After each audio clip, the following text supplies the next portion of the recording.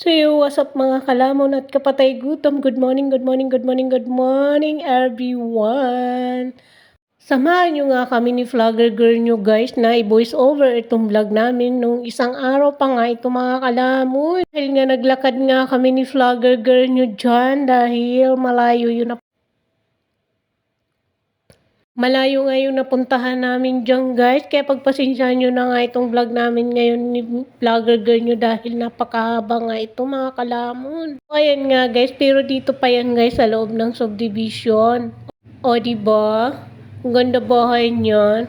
Sana mga ganyan din yung magiging bahay ko. Char! Sinasarot-sarot na naman nga kayo ni kapatay gutom nyo guys. O tinan nyo, pinukos ko nga yan dyan guys sa araw. Dahil nga nakita ko na naman ang araw. Pero guys, hindi ko siya nasalubong. Char! Nga daw guys, naglalakihan nga daw dito ang mga bahay. Tapos nga may nakita kami dyan na kamukhang aso ni Vlogger Girl nyo. Gusto ko sana siyang videohan mga kalamon. Kaya lang natakot ako dahil nasipagkahulan nga yung mga aso dito. Kaya ginawa namin ni Vlogger Girl nyo, tuloy-tuloy na lang kami nang lumakad sabi ni Papa Bear. Char! Nga guys, dito nga daw kami dadaan, sabi ko kay Vlogger Girl. So guys, nagtamang lumakad nga dyan si Vlogger Girl nyo. Sabi ko nga dyan, nasanay kasi si Vlogger Girl nyo sa ganitong lugar. Kasi nga sa amin guys, ganyan yung linalakaran niya doon. Kaya gustong gusto niya doon sa province, sa Bicol. Sabi ko nga sa kanya dyan, halika na, huwag kang tumae dyan. Kasi pag tumae ka dyan, mangangamoy din yan sa loob ng bahay nila. Sabi ko nga sa kanya, halika na, pumunta na tayo dun sa pupuntahan natin.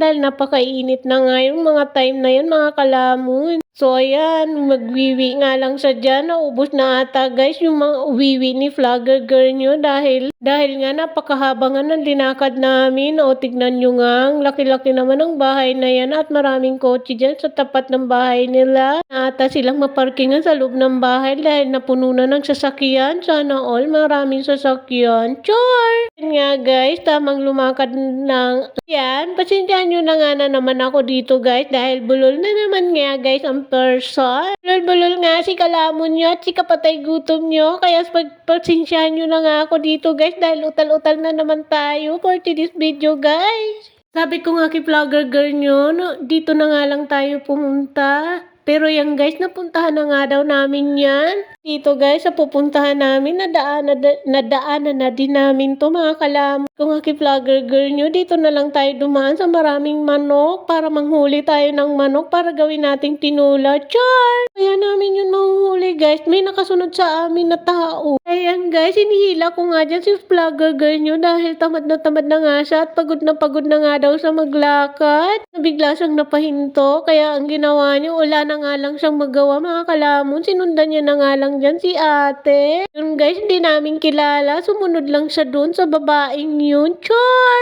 Nga daw guys, napakaganda nga daw ng mga bahay dito. Ang lalaki nga daw guys yung mga bahay dito sa loob ng subdivision.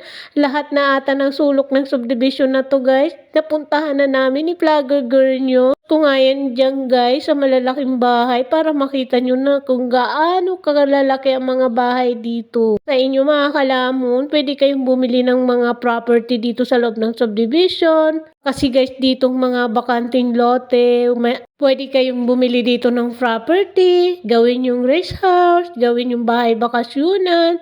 So ayan nga guys.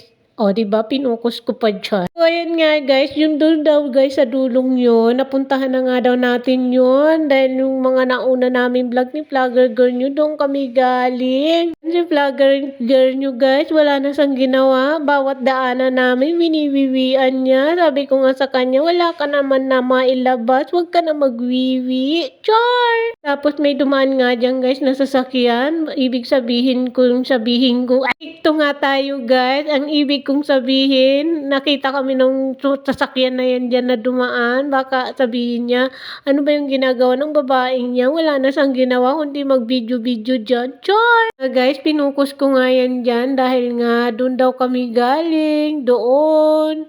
O, diba? Ang haba-haba nga yan, guys. Video namin ngayon ni Vlogger Girl nyo. Ayan daw, guys, yung papuntang court. Ay, clubhouse pala, char. Kamali na nga ako mga kalamon dahil napakahaba nga itong video na to. At saka pagod na pagod kasi ako ngayon araw na 'to guys, dahil nga naglaba ako, nagkamay lang kasi ako maglaba, binabad ko pa siya kagabi. Ko nga lang siya binalnawang guys kasi napakasarap ng araw. Diyan guys sa video na yan, ang ganda-ganda daw nga ng weather natin for today's video dahil nga napaka-araw. Sabi ko nga kay vlogger girl nyo, ang ganda naman ng dinadaanan mo, yayamanin ka. Char! Nga guys, nandyan na nga kami sa tapat ng clubhouse. At sabi ko nga dyan kay vlogger girl nyo, nagwiwi ka na naman, wala ka na ngang mailabas, nagwiwi ka pa. Char!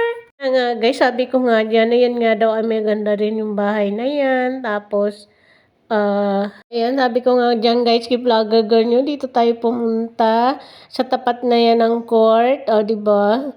Iyan daw guys yung tapat ng clubhouse. Ayan, may tindahan dyan. Pwede kang bumili dyan ng kahit ano. Kami guys, bumibili ni vlogger girl nyo ng tinapay kasi may bakery dyan guys na maliit. Yung pinakamagandang bahay, yung sa tapat na yon, yung tinumbok natin ang camera natin. Doon daw kami guys galing. Lung yun, kami galing. Ito sa may clubhouse na to. Tapos, pauwi na nga kami dyan, guys, ni vlogger girl nyo nung mga time na yan. Guys, ay clubhouse. Yan ay inaanuhan, guys, ng bakuna.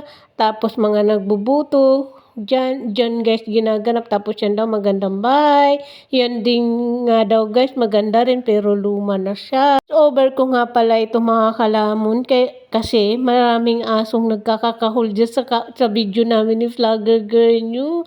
Napakaingay yung sasakyan, napakaingay yung dog. So guys, yung tapat ng clubhouse, o diba? Yan nga daw guys yung tapat ng clubhouse. Tapos doon daw kami pupunta sa dulong yon. Diyan daw guys galing na kami.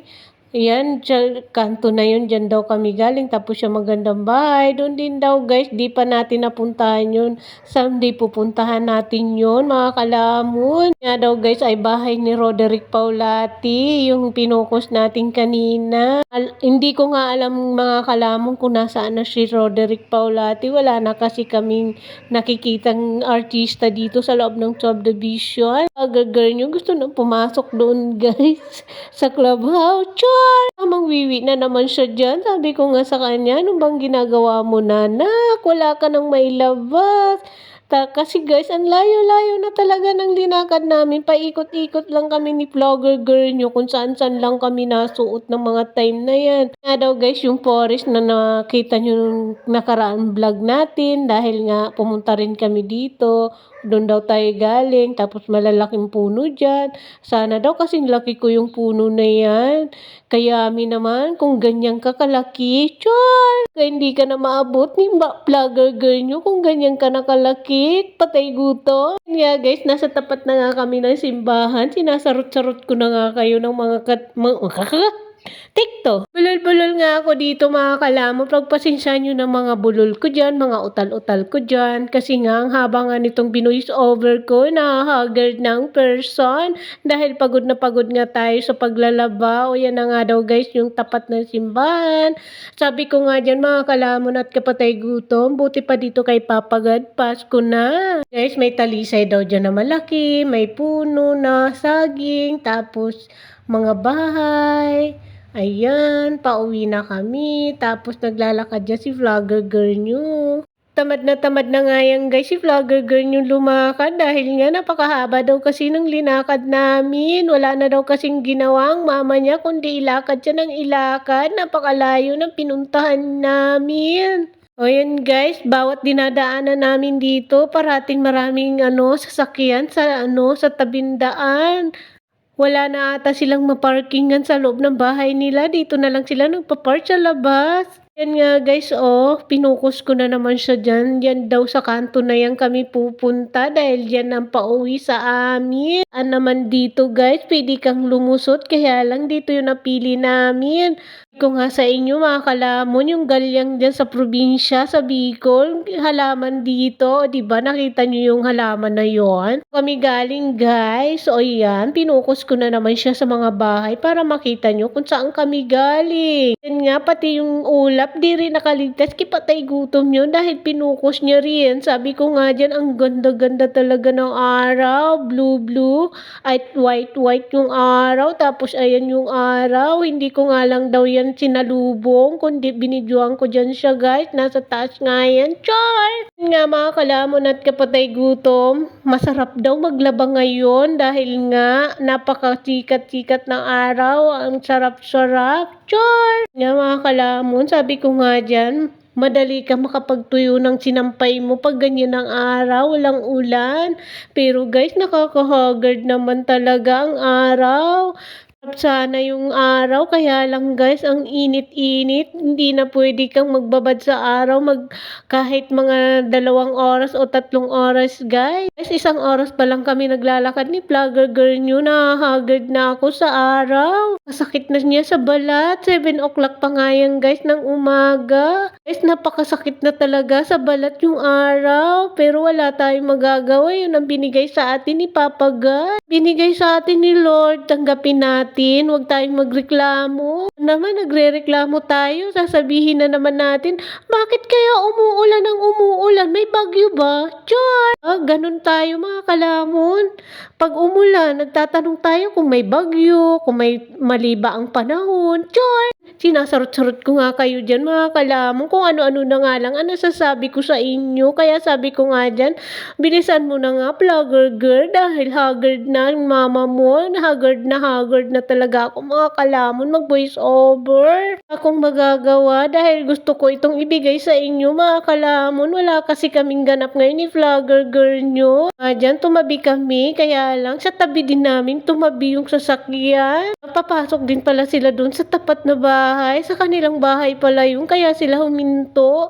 Kaya sabi namin ni vlogger girl, halika na nga, dire-diretso na nga lang tayo. Kaya tamang lumakad ng lumakad nga dyan si Misha. Sabi ni Papa Bear, lumakad ng lumakad. Nga pala Papa Bear at sa team mo. Focus ko na naman nga dyan guys sa kalangitan ang ating camera. Doon daw kami galing. Tapos ang ganda-ganda daw ng araw. O diba, ganda-ganda yan. O, saan ka pa? Ayan, magsampay na kayo. Maglaba na kayo. Bilisan nyo na bago pa umulan. Char! Guys, may kotse dyan.